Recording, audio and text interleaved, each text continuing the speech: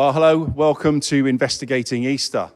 My name's Mark, and I'm going to be sharing with you a bit more, as also will Mari and Dave, Jacob and Steve.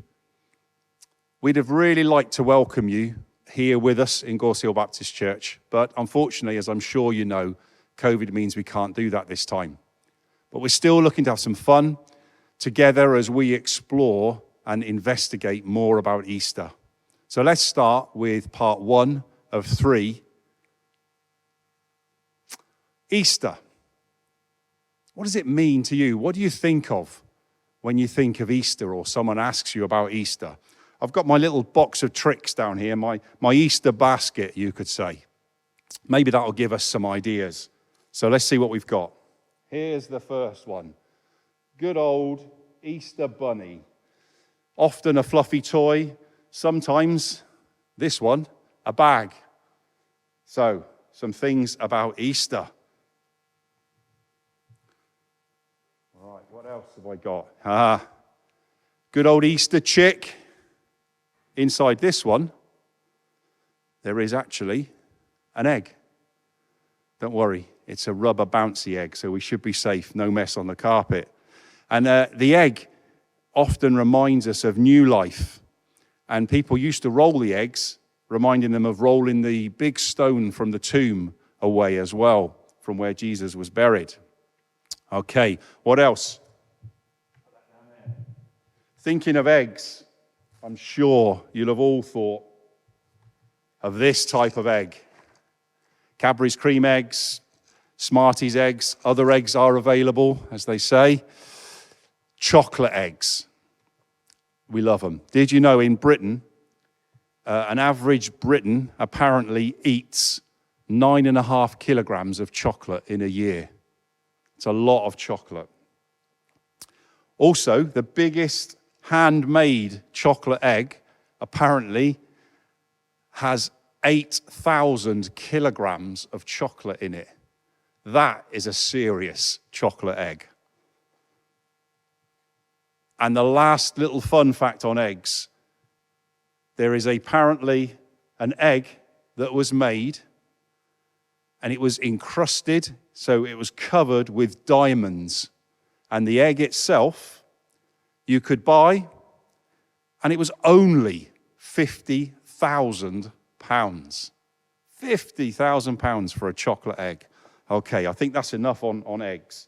What else have we got? Well, what about a cross? There's a few crosses you'll see around. Here's another cross. And that reminds us of Jesus and his death on the cross on Good Friday.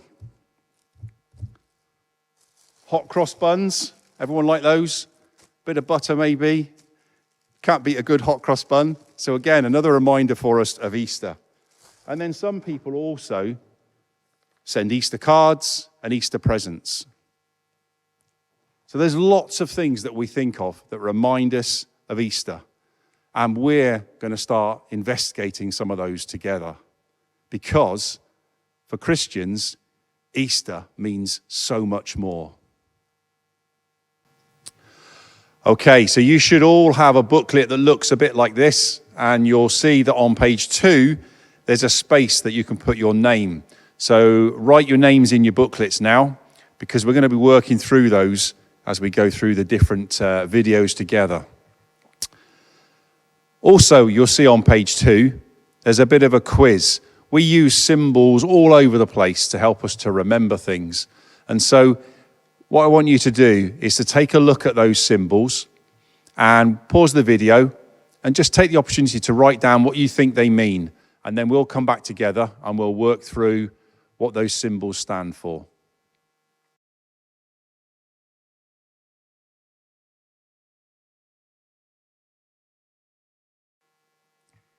Okay, welcome back. It's time to go through the answers. So, what did people have for number 1? For that badge, red badge with a gold gun? Yes, it's Arsenal. Sorry for you Arsenal fans out there. It's not the best of seasons so far this year. Number 2, disabled access, a sign that we see that gives us an indication of what can be used in that area. Okay, number 3, what did we have? We see this lots of places on our roads. No entry. Don't drive in that direction. Number 4, I'll be very surprised if you've struggled with this one. It's McDonald's. Number 5 is Nike or Nike, depending on how you want to pronounce it. What did we get for number 6? Yeah, it's the toilets. The sign for the toilets, always good when we're out and about, that one. And lastly, on this one, number 7. Yeah, it's a cross. We're going to spend time finding out more about a symbol that's used in the Bible. And Dave's going to explain more about that for us next. Okay, so there are symbols all around us. I've only got to look here, and on my finger I have a ring as a symbol. My wife has got a ring which is exactly the same. We got that when we got married some considerable time ago now. And if you look around, sometimes when I was at work in London, I used to walk past a blue plate on a wall which said Ian Fleming actually discovered penicillin in this particular hospital. So symbols all around us.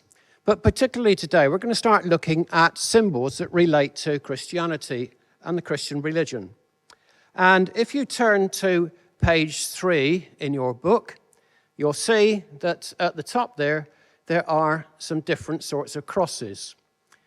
Just a bit further down, it says, can you think where you might see crosses?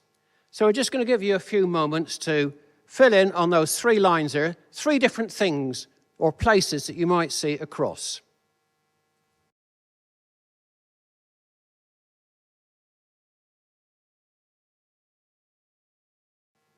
Well, I guess you might have come up with quite a few different options there. And you might think of necklaces, you might think of rings, you might think of gravestones, you might think of churches, you might think of memorials to the war, you might think of all sorts of places where you might see a cross. We're going to look particularly at crosses today, but there were lots and lots of different symbols that Christians used to use. So, now we're going to go on and we're going to look at some books. So, on the screen in a moment you'll see a whole lot of book titles. But before we do that, just talk to the person next to you and see if you can agree what a biography is.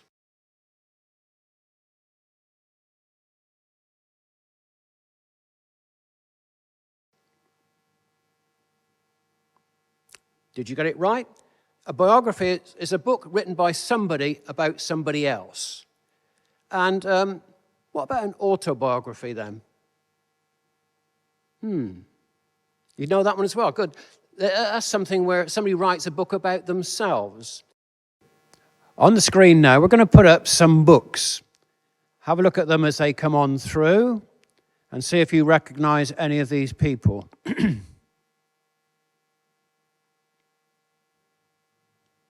Did you know who they all were? I'm going to take the middle one. And you've got David Attenborough there. He's very much in the news at the moment about global warming. And he's in his 90s. And people will be writing about him. They'll be writing about where he was born, where he went to school, how he got his education, and all the things that he did all the way through his life, all the safaris he went on, all the things he discovered. And now he's in his 90s. He's probably getting towards the end of his life. But I reckon during this last week of his life, the people were writing about it. They wouldn't actually write very much. There'll be loads and loads of tributes to him. But I guess when it comes to the end of his life, they won't be writing very much about the last week of his life. So, all of those are books about people, and the only one that's an autobiography is the one by Bear Grylls. So let's think about what happened in the Bible. The Bible is the book that Christians believe was written by people who wanted us to know God. And it's in 2 parts. And in the second part, we have 4 people who wrote about Jesus. Their names were Matthew, Mark, Luke, and John. And if you look in your booklet, you can see that particular graph. So, looking at what they wrote, Matthew, about 10% of his gospel was about the last week of Jesus' life. Mark, well, 20% of his book is about the last week of Jesus' life. Luke, about 15%. But John, he goes absolutely mad. 40% of the Bible book that is called John is about the last week in Jesus' life. Now, why would they do that? They must have thought it was very, very important. Some of these people had spent a lot of time with Jesus. They had seen what he'd done. Some of them had to get other people as witnesses to tell them what happened. They might have had to interview people like Jesus' mum to find out what happened when he was a youngster. But through all of that, John thought 40% of his book was worth writing about Jesus in the last week of his life. So that must be something that's very, very, very important to him. And it is to Christians today too. So this is the record we have of the life of Jesus. And it wasn't just these 4 people who wrote about Jesus. There were other historians in the land too who also wrote about the person called Jesus. At the time we're talking about, the land of Israel was occupied by the Romans. They controlled everything. They took lots of money from the people in the form of taxes.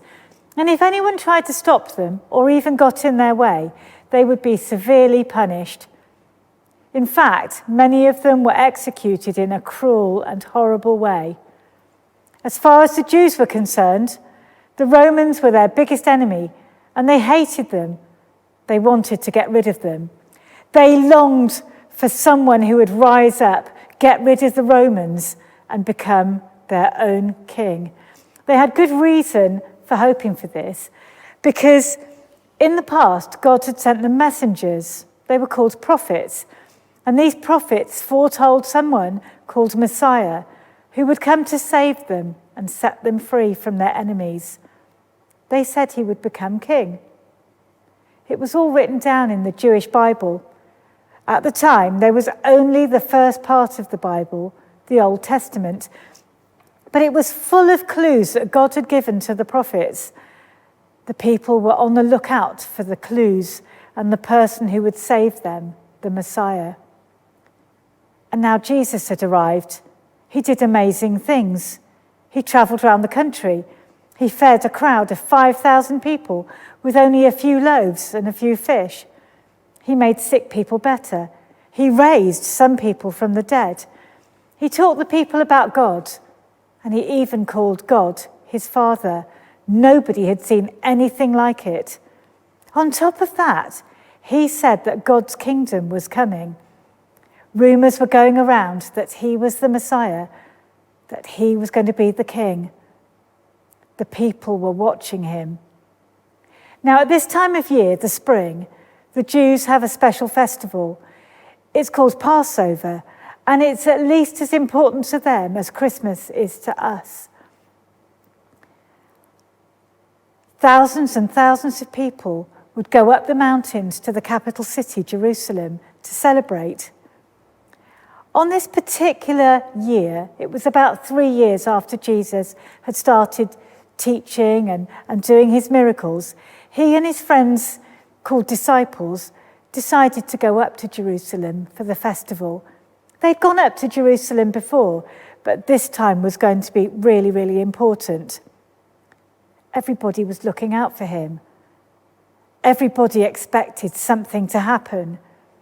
Those who wanted Jesus to be the Messiah were really excited. There were also people, mainly the leaders, who didn't believe he was the Messiah. They thought he was really dangerous, and they were very worried. Everybody was watching for the clues. They knew these clues, if they happened, would mean that Jesus was saying he's the Messiah, that he was claiming to be the king. Now we're going to watch a film clip that shows something about what it was possibly like at that event. See if you can find out what those promises were, what those clues were. Look out for a gate and look out for an animal.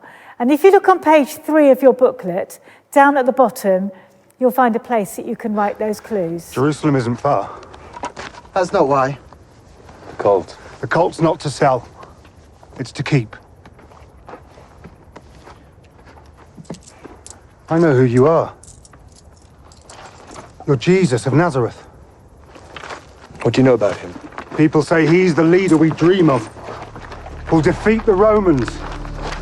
Does this look like an army? Apart from John and James. What then? Who are you?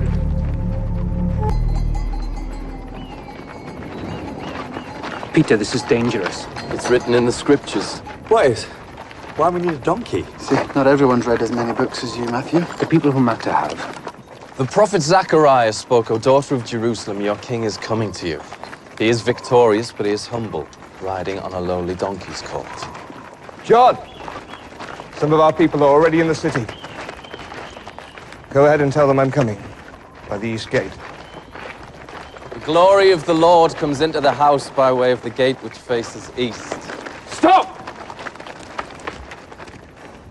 The temple authorities will see you announcing yourself king. We'll be accused of sedition. We're a handful of men. Matthew, you're still thinking like a tax collector. We'll not come to barter.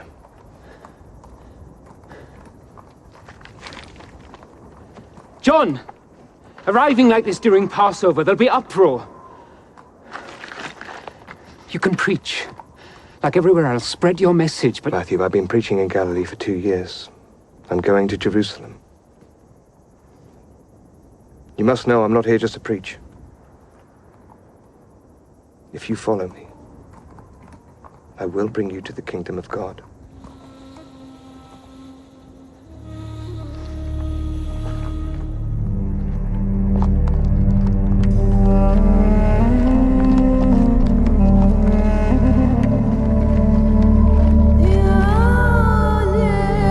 Take your families down to the east gate. Jesus is coming! Take the children. Jesus is coming! I know this man from Galilee. Go to the east gate! The others keep asking what the kingdom of God will be like.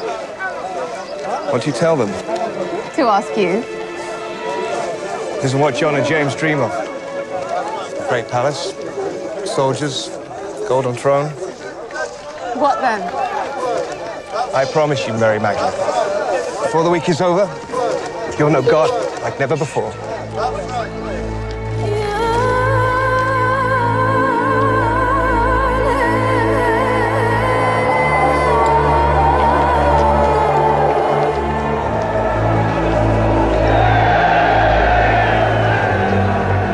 Should we use another gate? No, the gate's important. My father will never abandon me.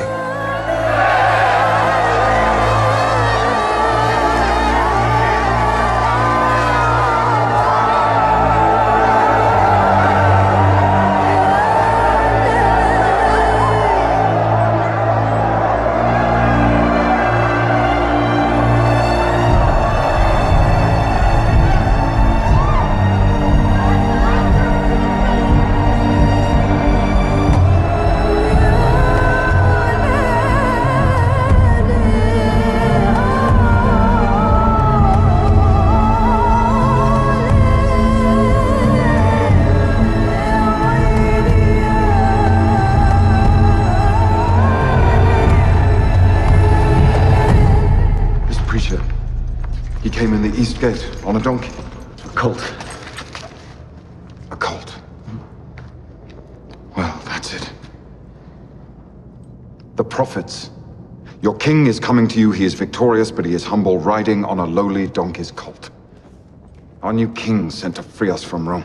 A carpenter from Nazareth? Double the temple guard. He's hardly a danger. The city is packed with pilgrims. People are calling out that God has sent our king. He's marching on the temple, but that doesn't concern you. Did you get the clues? They said that this Messiah, the king, would ride on a donkey and that he would enter by the east gate. Now, we might think that was a bit odd, a bit strange, and the people certainly should have done, because kings don't usually ride on donkeys. Donkeys did all the rough work. They were like the pickup trucks. They would carry all the stuff around. Kings were much more likely to arrive on horseback or in a chariot. In our day, kings don't usually arrive in a pickup truck or a Ford Transit. They're much more likely to arrive in a Rolls Royce or in a gold carriage.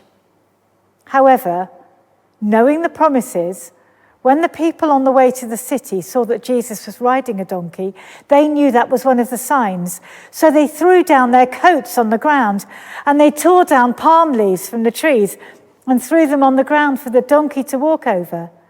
That was to honour them. In our culture, we roll out the red carpet for when the Queen visits. We roll out the red carpet for actors going to the Oscars to show that we think they're special. And this was exactly the same. Then, when Jesus entered through the east gate, everyone knew that he was saying, "I am the Messiah."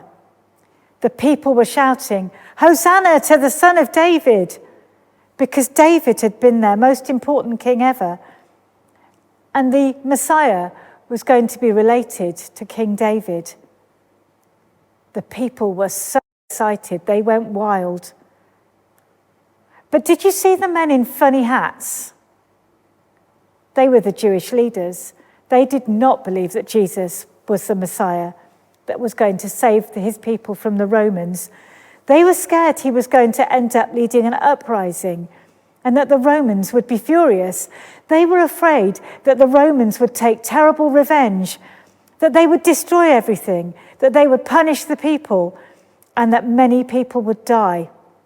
They decided that it was better that Jesus should die instead of the people. So, at the beginning of the week, Jesus was being welcomed by the people as king.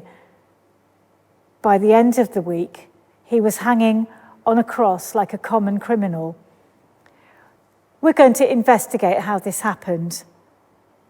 And that will explain to us why the cross is the main symbol of Christianity. So we've started to understand a bit more about what the cross means to Christians, but we're going to find out some more about that in the next part. We've now come to the end of part 1, so we hope to see you soon again on part 2. So bye for now.